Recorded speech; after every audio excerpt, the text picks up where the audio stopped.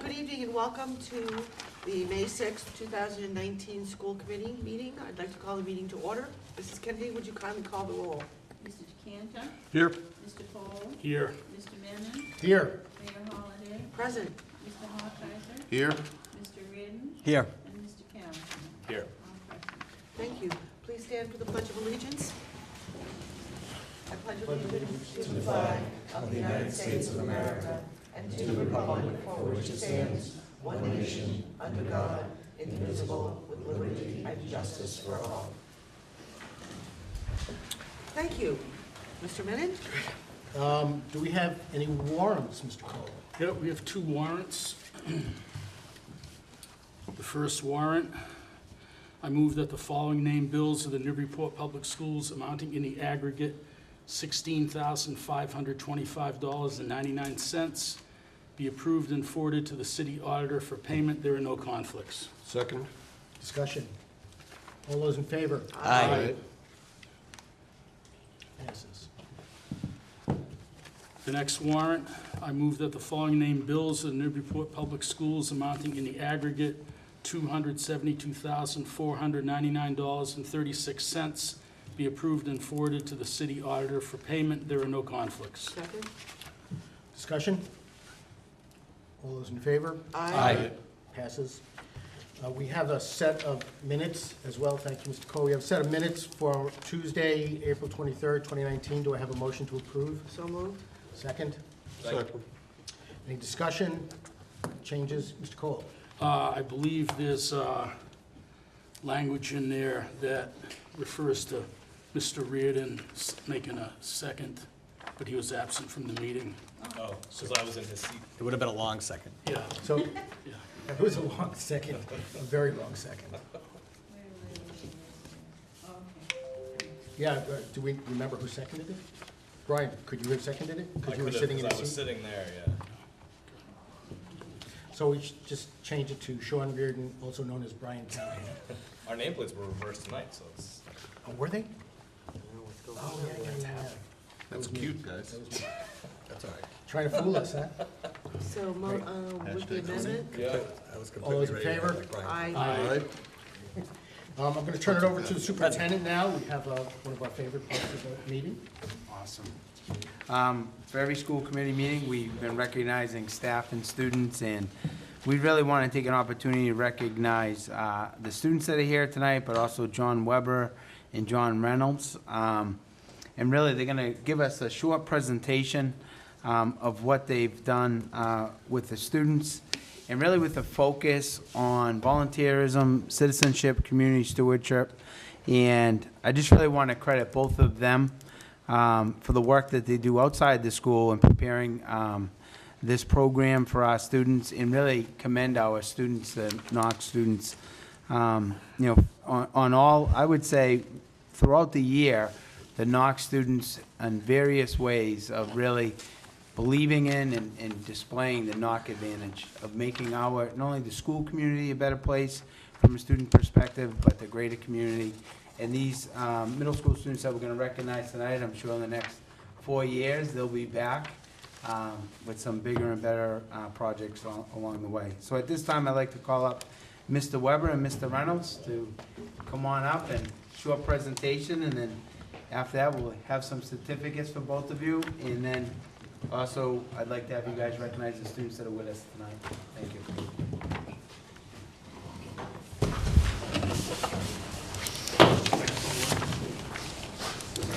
I think that mic goes to the TV. You sort of have to That one, project. no, that one goes to the sound system. Oh, that goes to the sound system?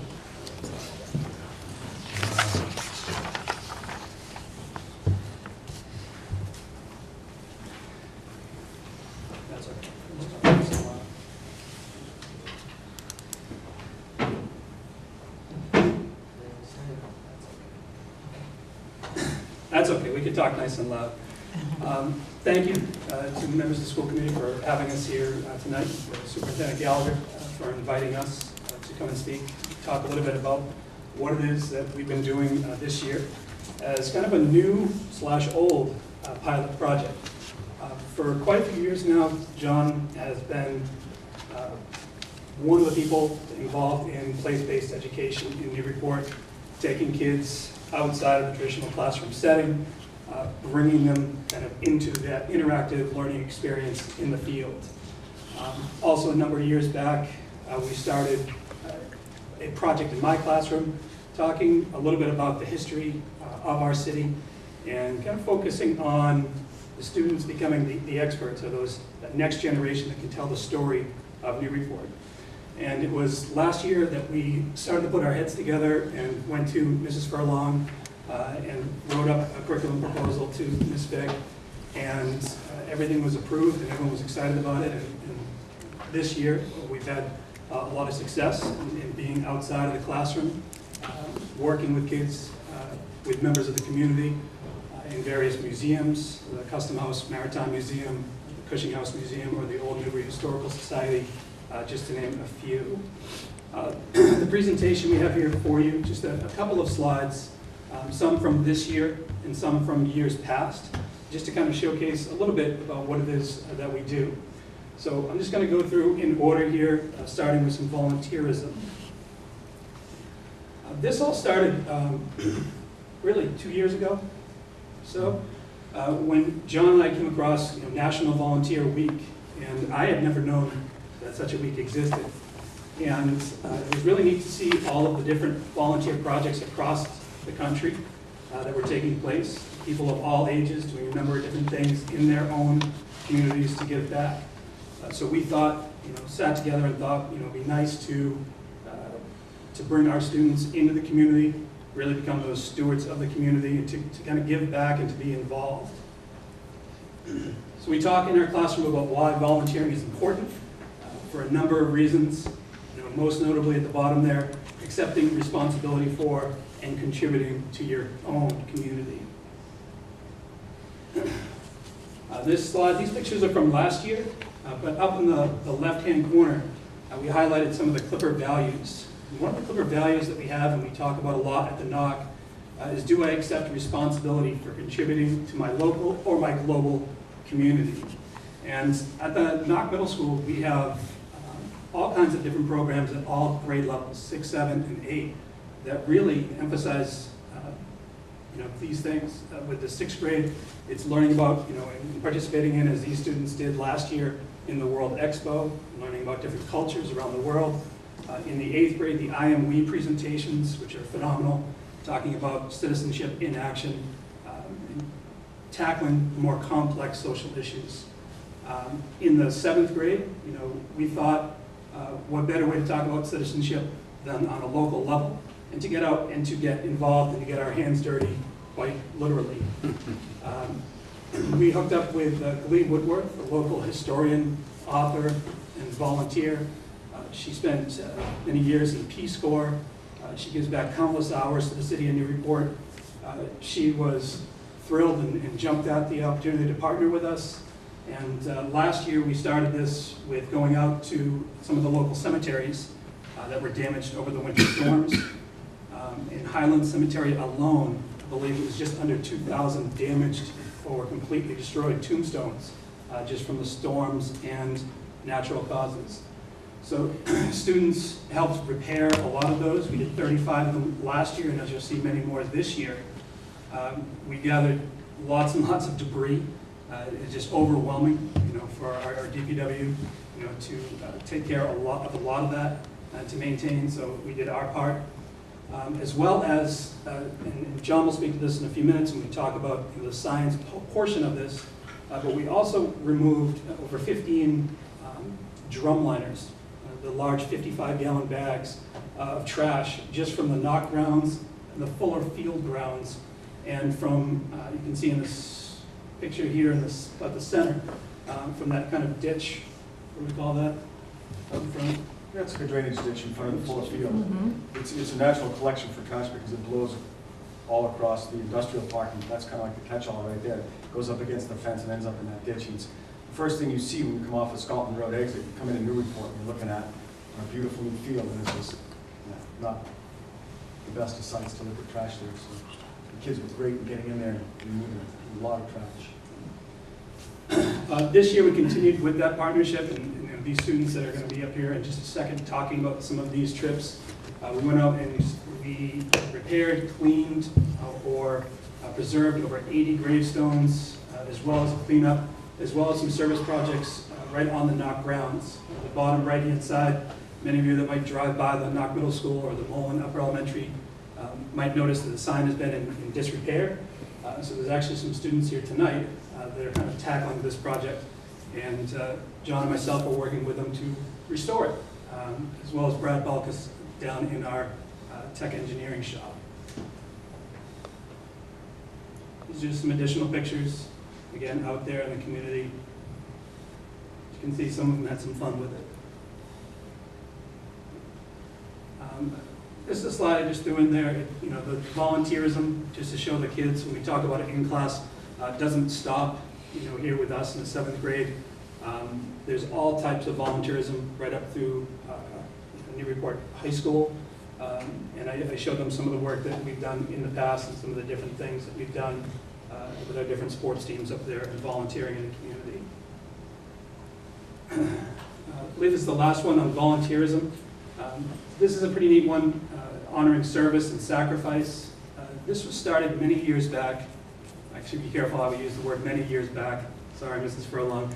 By Principal Furlong and then 7th grade social studies teacher Sean Flaherty, where we go up every single year to Belleville and St. Mary's cemeteries, and we dress the graves there with flags for deceased veterans.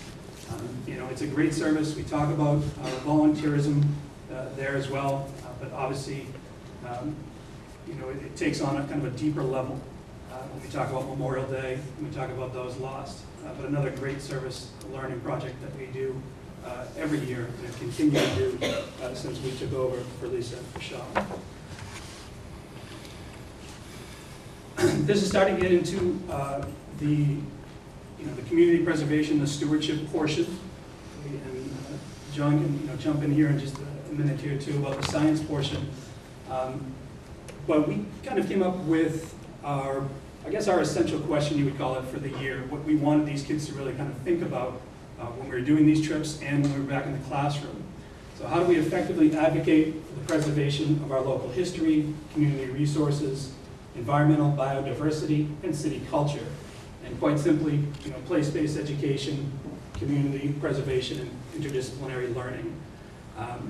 The kids becoming the stewards of the community, as I said earlier, getting out there, seeing what the city is all about, seeing its history, seeing its biodiversity, seeing what's going on, with the environment all around us, learning about a green, sustainable community, really taking part, in everything our city has to offer. A lot of the photos that you see here are some of the places and some of the trips that we've done. Partnered and gotten a lot from, like I said, the local museums. The archival team at the Newburyport Public Library has been great to us. Some of the other trips that we've done in the past were trips when the tall ships came, as they are again coming this year to Newburyport, bringing them down there, learning about it, getting outside of that traditional setting to learn about, not just the history of our town, but the history of us. Just a quote there about experiential learning, and it really kind of stuck with me personally, and I know John's seen this a bunch too, but really stimulating multiple senses in students, hands-on social science activities. It's not just the most engaging, but also the most likely to be stored in long-term memories. And myself, this can be more true. I talk to a lot of students, seniors, players of mine as a coach up at the high school as well. And they always talk, and they go back to, what do you remember about middle school? And it's always the 8th grade DC trip, it's Camp Kiev, and it's the 7th grade place-based trips with Mr. Reynolds and Mr. Lacey. And just some of the project pieces when we talk about stewardship. I know Mayor Holliday, you've been to some of these before in the past, some of the presentations that we've given just in years past about what we have found and what the kids have learned. Do you want to jump in? Sure. So I'll speak to the science component of place-based education in 7th grade. Don't know what year we're at. There's been place-based education in in 7th grade in Newburyport for over 20 years now. But it's grown. It's grown in the past, say, 10 years. We have been finding ways to teach ecology and conservation through place-based education and adding more and more experiences in the community, getting our students in touch with experts in the field to learn about how we can make our community more sustainable. And one of the goals of that is also to have our students recognize that we're part of a bigger community. We're part of the Gulf of Maine bioregion, and we have a very important role in that, being at the terminus of the Merrimack River, where Wilton meets all the water coming down from 200 communities in Massachusetts and New Hampshire. So we try to emphasize that with the kids. What you're seeing here is a trip we took to Crow Lane. We meet with Molly Ettenborough there, and she basically informs the kids about what we do with our waste in the city. So it's a pretty intense hour-long tour. It's packed with information. The kids walk out of there with some good notes, and then we ask them to reflect on that and write an article. Each one of them writes an article about whether or not they think we are a green city and how can we become more sustainable. So, preparing to launch at Cashman Park, we study estuarine habitats along the Merrimack in kayaks. It's the best way to study nature in those habitats and the environment. You're stealth, you come in quiet, you're not scaring the wildlife away. You can imagine the level of engagement we get out of the kids when we tell them we're taking them on the river in kayaks. It's a pretty exciting trip. We do it early in the year. There's so many benefits to this. There are kids who absolutely shine on these trips that otherwise sometimes struggle in a classroom environment. And they have their own strengths, and they can showcase those, and there's a lot of buy-in. Kids coming from all different learning styles, needs. So connecting with nature, having fun, appreciating our marshes, working together to safely navigate the river, landing for lunch, and learning to protect our environment. Just a few of the lessons that you're going to get from going out in a group on the Merrimack with a guided tour and looking through the lens of the scientists in these habitats. I think it's important to get our kids to fall in love with where we are and fall in love with our environment before they're really going to get invested in protecting it. So these are students assisting Liz Duff at Joppa Flats. This is our 20th year collecting data on the site for a long-term ecological research project. It's one of the goals of that is to eradicate Phragmites australis, but it's also just to sort of take the pulse of the marsh and see how the health of the marsh is, to educate the kids about invasives and ways that they can be managed. So each year we go to the same site and we do things like measuring and reporting groundwater salinity and vegetation diversity and fish populations. And here they're measuring mummy chunks, small fish that are in the marsh. We put traps out overnight, we pull them up, and the kids have to count and identify everything that's in the traps and measure the volume of the fish compared to previous years. It's really cool to have 20 years previous data when we do this because it puts it into perspective. Later in the fall, we select some of our students to attend the Salt Marsh Science Conference at their wildlife headquarters. And it's at that conference where they're able to present data to scientists and other students who work on similar projects around the North Shore. So it's a great opportunity for them not only to learn science, but to communicate what they've learned, which is really, sort of the final step. When you look at all the different steps of, observing, coming up with a question, measuring, collecting data, making sense of that, and then ultimately communicating it, what impacts does that have on our community.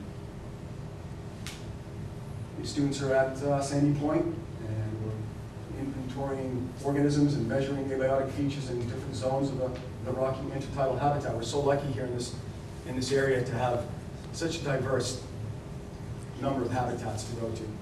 We go to woodlands, we go to rivers and estuaries, marshes, beachfront.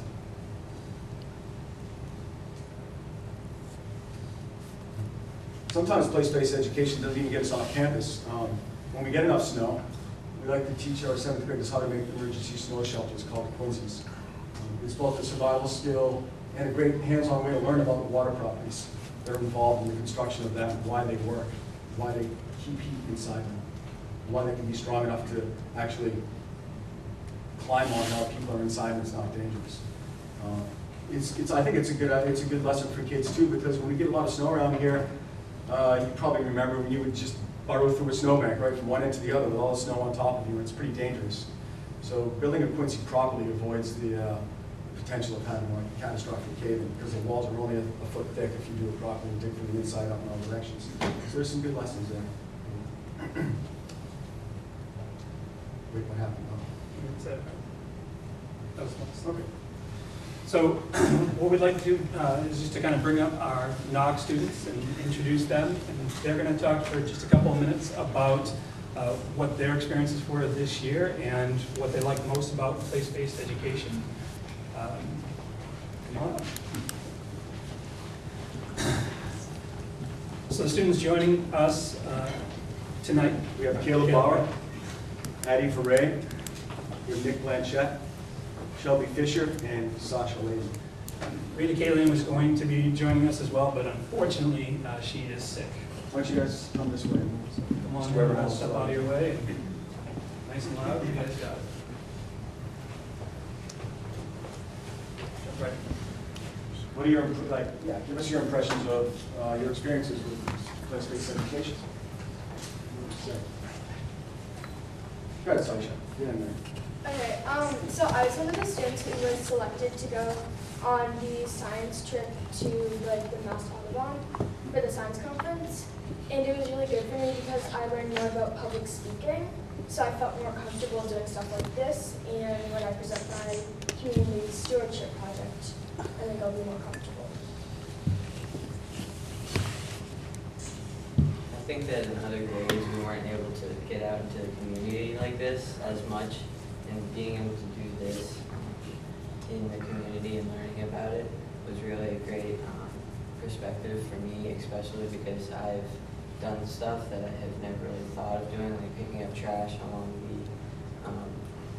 the field where I've played soccer games and never really looked at the trash, but I've just kind of never really thought of picking it up, and so being able to pick it up has really been kind of an eye-opener for me.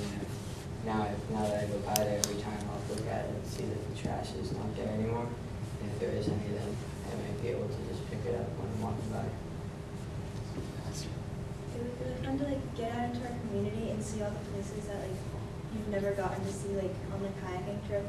You can't just like walk outside and see that. You have to like be able to go through on the kayak, and it was a really cool experience to be able to like see all of that. Someone who likes to go outside a lot, the kayak trip and going down to the custom house was really cool because we got to actually experience like going out in the water in kayaks and actually being in historical places like the Maritime Museum and the Customs House. It was really eye-opening because I've been living here like my whole life, and I've always like been to the beach, the rivers, and like all the woodlands and stuff, but I've never really realized all the wildlife and like science and like historic stuff that was going on there. So, can I ask a question? So did you participate in the study of the Great Marsh, collecting, helping to collect that data that you've been collecting for 10 years? So we all went on that, and then a few students were selected to go to presentation on it. So tell me what is the status of our Great Marsh? Is it in good shape? Is it in trouble? Is it?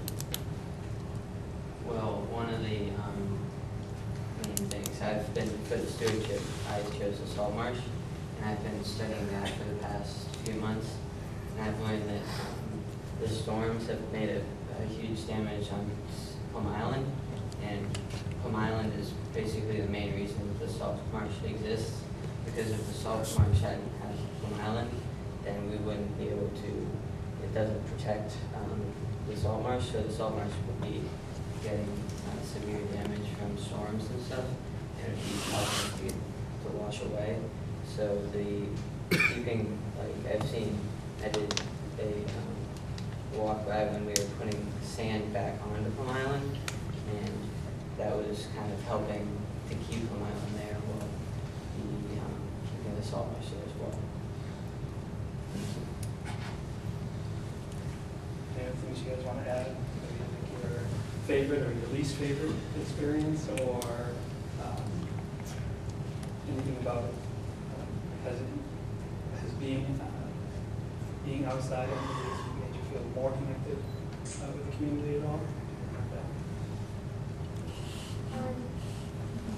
Alright, so for my stewardship project, I decided to go to the archives to find a lot of my information. And that was really interesting for me because I didn't know that we had all that information down there, like in the library. So I just learned about like this whole new part of Newburyport's history, but I thought was super amazing, and I don't think that enough people know about it. My favorite trip that we went on would probably be the kayaking one, because like I said before, it's like we don't get to see that every day, and it was really fun to like be out of the classroom and on the water. I like the field trip where we went and restored gravestones and like picked up all the trash around there, because I feel like I did something good for the community. It was fun to like be outside, and it also felt like really important to like bring back memories of like people that have been lost and like their graves have been like destroyed, and like it was nice.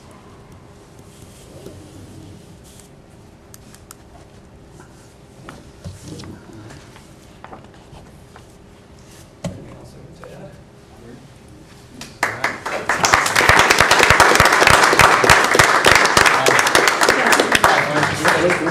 We have some certificates for you. I just wanted to just really thank you all. This is, exactly what we're talking about, like, just like you say, going from the classroom out to the real world and making sense of all the things you're learning. So I think this program's awesome, and I'm glad you guys got to be part of it and helped out. So at this time, I have certificates for our students, if you want to pass those out. And then we have 2 certificates from Mr. Reynolds. Congratulations. All right, that goes on your fridge tonight. And Mr. Weber. And then we'd like to take a picture. We missing anyone in there? Yeah. All right. Awesome. Man, did you want to come on up and take a picture? Mr. Dick, you want to come on up? There we go. Yeah, thank you. Very impressed. What's that? So that doesn't help. That's just Well, your parents. have a healthy fear. All right. All right. Camera to look at. Got the paparazzi. Yeah. It's so harsh. More photographers and new students here. This is great. Good job, guys.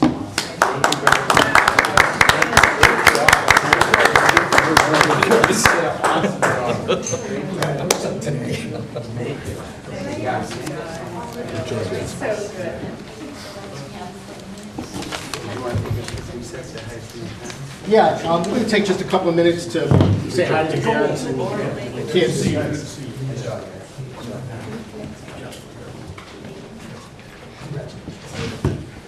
Terrific, thank you. I understand that our, okay, why don't we go to first period of public comment? Does anybody in the audience have anything they would like to share with us? Nope. Come on, Nancy.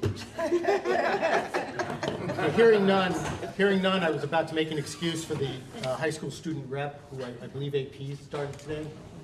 So I assume he's doing what good students should be doing. Sleeping? Yes, sleeping or studying. Transfer of Puerto Rico Hurricane Relief Grant funds. This was the second reading of it, I believe. So we do need to take a vote on that. Does anybody have any questions on? Just refresh my memory, what are we spending the money on now? We're spending the money on different English language learner programming aspects, How much is it? translations. 4,000? Yeah, it's like $4,000. Motion to approve. Second? Discussion? All those in favor? Aye. Passes. School committee retreat dates. Everybody take out your calendars.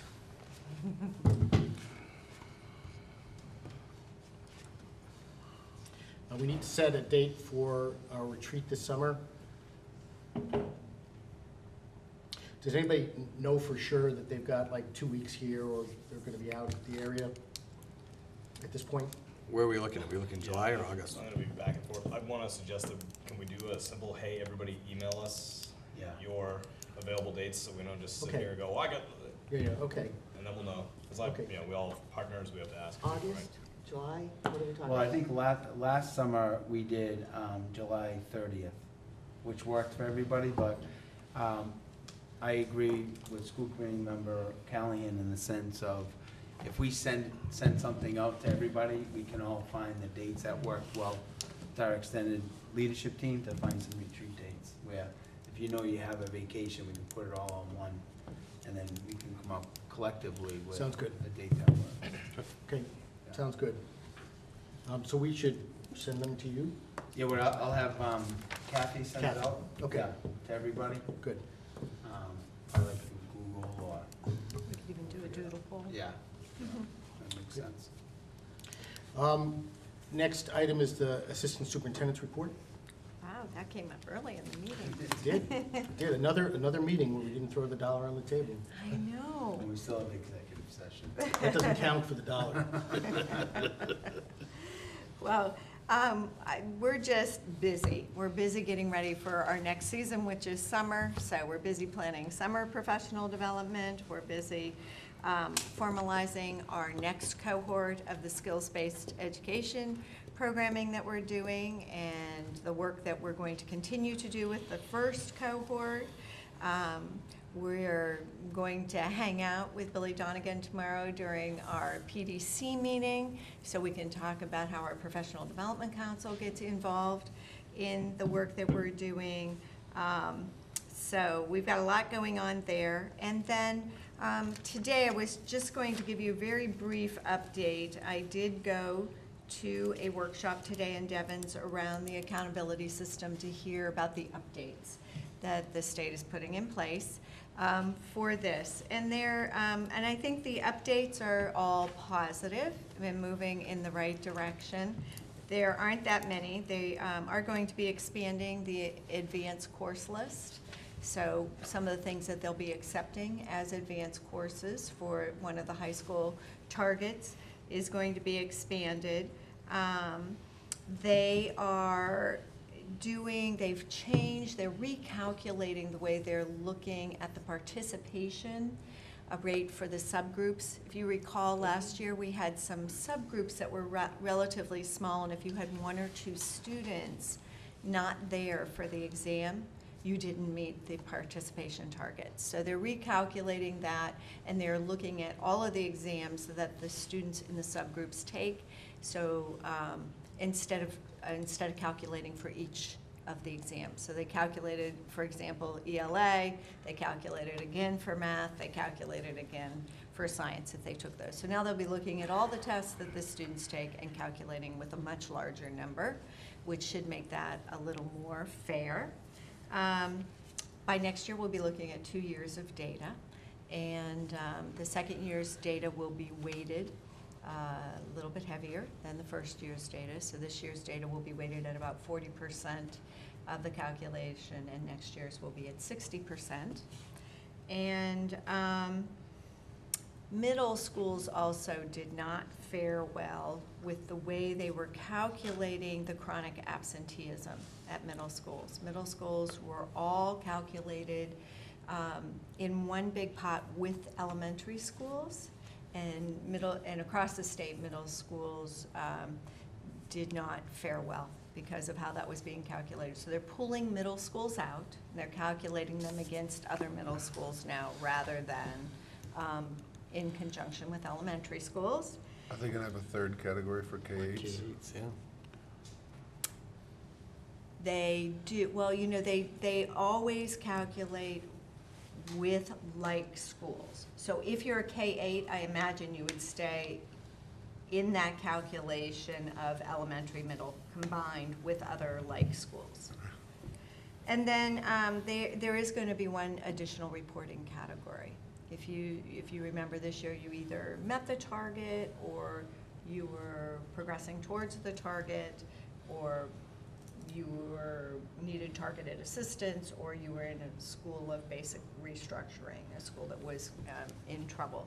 This year, they're adding another category in that area of people, school districts that are close to meeting the target, so you'll either be meeting the target, you'll be advancing towards the target, or you'll not be meeting the target. So there'll be 3 categories. The reason they decided for 3 reporting categories was they had no way to show the schools that were really making improvement. It was either yay or nay. And one of the things the state is looking at is the schools that are showing consistent progress towards meeting the targets, even if they haven't met them, and they wanted to be able to indicate that some way. So that's the update as of today. There is, they've got the new drafts with the new proposals up, and they're open to public comment through May 31st. So if you're interested in commenting on that, I would recommend just logging on to the accountability page for the Department of Elementary and Secondary Education, or if you're interested in the link, I can send that to you too. I'm not sure this is a question that you can answer, but do these solutions or potential solutions, they cover everything that people were concerned about, or are there still things out there that they haven't wrapped their arms around? Yeah, that's a really great question. I think they're working towards trying to address the numerous issues It just fits that in one have of come your categories. forward. The state is making progress even though they haven't reached the goal yet. Right, They right. want them to recognize themselves for doing something. Yeah. Well, and I do think, I felt like the crowd, the first accountability workshop I went to last year, the crowd was very challenging to the presenters. Everybody was diplomatic up and, assessment. yes. And this year, people felt like they at least were being heard. It's because the department did address in these 5 areas the greatest concerns that were coming from many districts. So there are still some other things to work out. Can you think of, I don't want to put you on the spot, but can you think of stuff that isn't addressed by this that would be a concern for us here in Newburyport? I don't think for us in Newburyport. I think some of the districts, they're really they're trying to address, some of the districts were very upset about having high transient populations in their schools and how unfair that was for the ways the schools were being rated. And so now they've adjusted that too, and now the student has to be enrolled for 2 years, 2 consistent years, and has to take 2 years of testing before they get counted into the ranking. I think there's still things that are general that we need to work out that I think are going to affect every district. The chronic absenteeism is one piece. There's another piece where the state is really concerned with the lowest performing students, as they should be, as we all should be. But they're weighing the lowest performing students with the same level of weight as all students. So when they calculate your overall target percentage, they're looking at all students, which include the lowest performing students, and then they're looking at just the subgroup of lowest performing students, and they're weighting them at both 50% to figure out how the district is doing or how a school is doing. I think there's some concern around that. I don't think that's going to give us an accurate picture, and everybody in the state is facing that. So that's one area that I think they're still going to have to work to refine. Good, thank you. Superintendent's report. All right. Just update on school choice. Grade 7, we open up seats of 8, and we have 5 applicants at this time. For grade 9, we opened up 10 seats, and we have 8 applicants, so that means we accepted 8 thus far. In that grade 10, we opened up 10 seats, and we have 6 applicants. And so we're still open enrollment as people apply, and So I think those numbers look pretty promising for us. Lottery this year. And as we move forward, just some different events. I went to another legislative roundtable, and just hearing the update. You know, we've been talking about this since October, but it seems like there's going to be a bill looking at the foundation budget. They're hoping to have something on the floor in June. That was the target that the senators were talking about. They want to look at the foundation budget first, and then I believe everyone understands the concerns. I think a lot of the superintendents and school personnel really articulated throughout this entire year about those different areas, you know, special education, transportation, social emotional learning, all the challenges that we all face. But I think the focus for the legislator is really focus on the foundational budget first, and then once they square that away, they plan on addressing those other items. So, and I commend our state officials throughout the state having these listening tours and listening to everybody throughout the Commonwealth. I think has been helpful, but in our area in the North Shore, Essex County, I think we've really communicated some of our challenges that,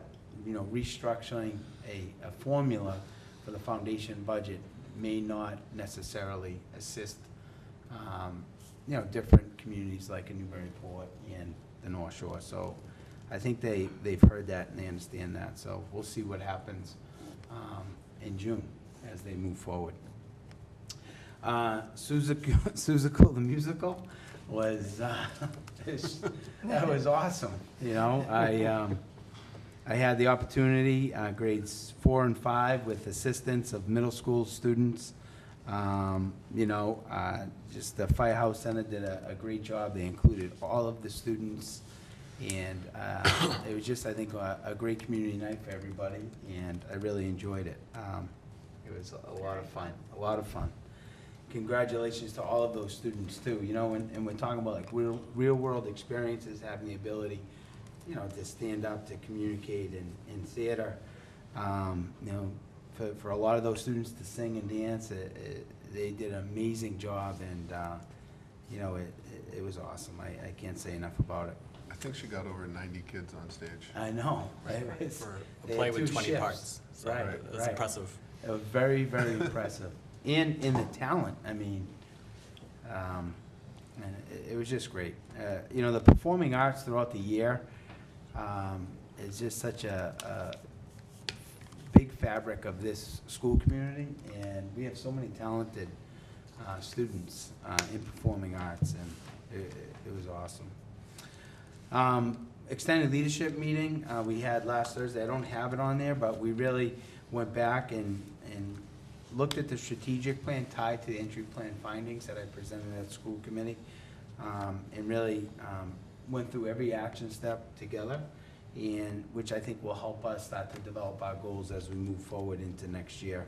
And then also we worked on coordinating program review, just some updates with the extended leadership team. So that was a very productive meeting. And then another great community event I was part of was the Peace Prize Awards for the Human Rights Commission. They've been a great partner throughout the school year, and as I transition into the community, they've been very, very helpful with a lot of the work that they do. That was one of the best ceremonies I've ever been to. You know, I'm gonna start getting teared up from some of the presentations, but what the students from the elementary through the high school have done to really deal with diversity, tolerance, community service, it was just really, really impressive. And that's what we have for the last couple weeks and what we've done. And you know, it's been a great year thus far. Just a lot of wonderful things, a great community. There you go. I just wanted to add one thing. At our last meeting, our youth representative mentioned that I would be going to the student council to talk with them with state rep about a bill called Empower, which is to lower the voting age to 16 to 17-year-old years of age for local option only, for municipal elections only. And so there's 18 students on the council. When I walked into room 118, principal, vice principal are sitting back, and they were having a very intensive conversation with the nurse, Kathy Riccio, about vaping. In fact, new guidelines from DPH were released today, so just in case you'd like to go look at that. But I was really impressed with the dialogue that was happening. And then we started talking about the voting age being lowered to 16 or 17. And the dialogue was phenomenal. I couldn't believe the kinds of discussion that we were having with these students. So just 18 students, what do you think in terms of the vote? We did a like straw vote in terms of how many for, how many against. What do you think the vote was? About half. Anybody else? Split. Split? Nick, any thoughts? 18-0, I said. 18-0, I wish. 11-7, 4. Wow. Yeah. They said they need a lot more information. And then they wanted to know what was the year that I first voted. Who did I first vote for? Oh. Same here. That might make a really big difference if we do a school override. Folks, kids at 16 voting. It's true. So. Well, I thought one of the students did research in advance and said only 12% of 18-year-olds voted in the last election. So, conversations about, well, if we start now, while you're still in your home community, you develop the pattern of behavior of voting as opposed to 18 off to school, register to vote, new community, it doesn't happen. Yeah. Do we do, like, in-school voting for, like mock election kind of thing, like set up booths and that sort of stuff?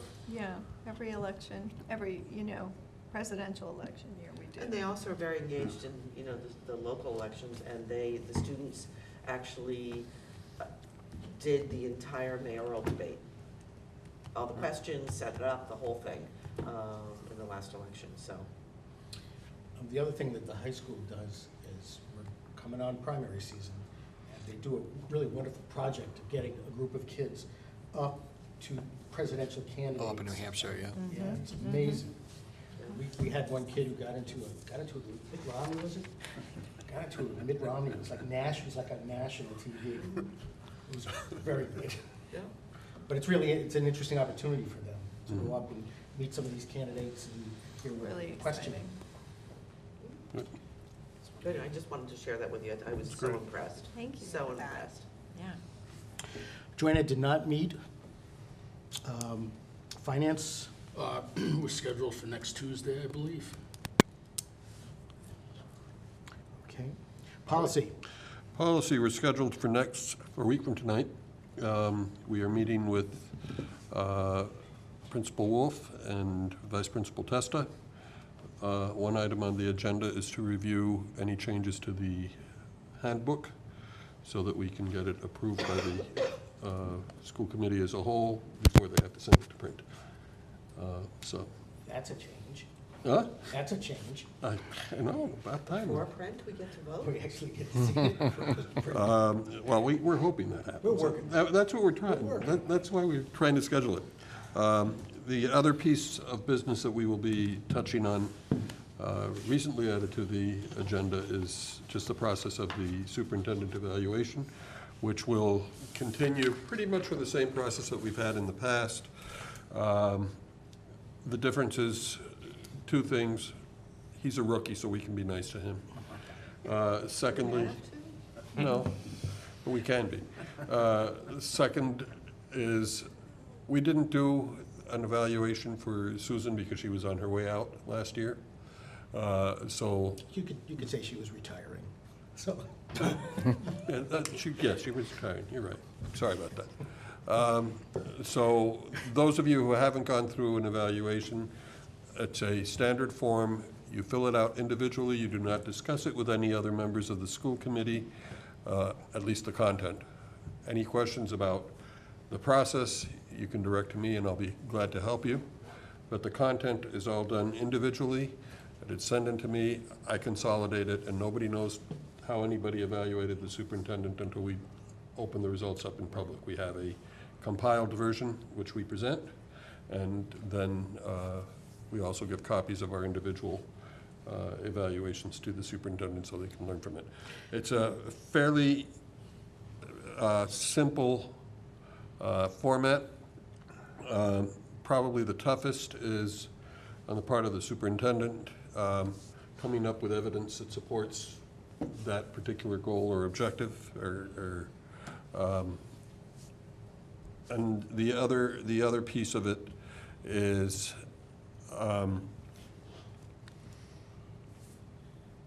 well, that I'd say probably is the hardest part. The rest of it is fairly simple. Understanding the scores. When we're ready to start and I send the forms out to you, we will take some time at our meeting to talk about what do we mean when we say satisfactory, what do we mean when we say needs improvement, what do we mean when we say excellent. It's on the forms anyhow, but it's worth discussing it so that we're consistent with how we're evaluating the superintendent. One thing that I would add is traditionally we take the sort of the scores on the multiple choice part, and they're collated and we come up with an average or a mean or something. Mm-hmm. We also do collect every individual comment. That's right. And that is put into the document. It's a public document. So, I always give a rap about using language that's very clear and very concise. And just remember, it's a public document. It won't be identified, you won't be identified as having individually given that feedback, but it is something that the public is going to see as well as Sean. We had talked a couple years ago about creating a space in advance so that as the year goes on, we could dump certain activities, kind of like the way you do with your Friday memo. Like as the week's going, you don't sit down on Friday afternoon to write that. As the week's going on, you put it together. So the idea of having some sort of folder, documents, and virtual space where this is happening in the district, let's slide it in there now. And that way, we don't have to try to strain our memories at the end of the year. There would be a litany of, judging from the way things went for you this year, there would be a litany of evidence for all standards that we could just comment on instead of have to recreate. One of the things that I think would not probably be difficult would be to gather all of the Friday letters in one file so that they're out there posted in one spot, because that does count as evidence. It does, it'll Absolutely. stick on memory. So, I think it's a great idea.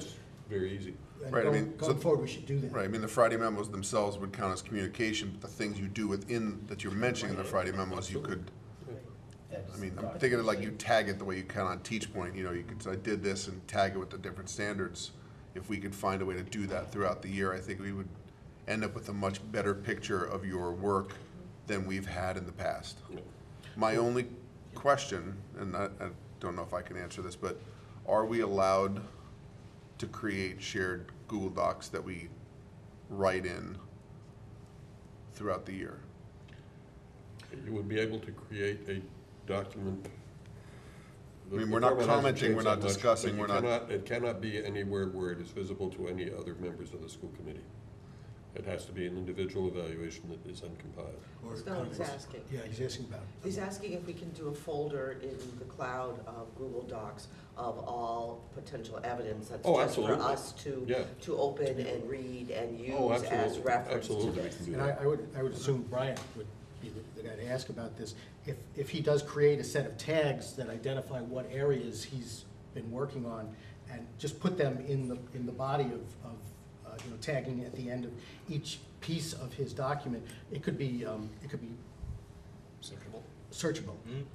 Okay, that would be great. So I mean, I think that gets at some of what you were talking Right, about. that's another way to do it. Yep. I love that idea. So at some point, maybe we should figure that out before next year starts. Well, I don't know we when have to the, set up goals first, and we Yeah. haven't done that. We have the. right, And I think once we have the goals under each of those standards, then we could set up those categories because as a this- way of dumping it all. Well, the standards are fairly, no pun intended, are fairly standard. They don't change year to year No, that but what much. we But put the under goals, the- the goals at the beginning, the SMART goals at the beginning, those are different, and those do change year for year. right. We would probably go off of what Sean gave to us in December, which included the superintendent entry plan, recognizing excellence, and bridges to the community. I think that those pretty much the three goals that we had, so we will, Make it work. as much as anything, this is a time for us to learn the process and educate ourselves so that we can set effective goals for next year. So we recognize, usually with first-year superintendents, evaluations are either not done or they're done semi-informally because it is a learning process. So that's what this is going to be, working with this time. I think going forward, the idea about I love it. tagging your Friday memos with categories that we decide on and make it searchable is just going to be huge in terms of being able to Absolutely. evaluate next year. So, great. I need a motion to go into executive session to discuss strategy with respect to collective bargaining or litigation, and we will not be reconvening in open session. So moved. One quick minor correction, it was Rick Santorum, the NHS student. Oh, was it? Question and answers and. Oh, you're right. Today's show. That's right. Yep. Hey, you know, I remember those that. guys all look alike to me. I don't know what to say. Can't tell one Republican from another, Bruce. I know it sounds prejudiced, but I'll make that motion. do we have a second? Second. Okay, roll call vote? Yes, I'm sorry. Interesting. I was at a meeting with the county superintendents. I think Mr. Reardon? Yes. Mr. Callahan? Yes. Mr. DeCanta? Yes. Mr. Alphabetical? Yes. Mayor Holliday? Yes? Mr. Cole? Yes. And Mr. Hawkins? Yes. I was all over at that time.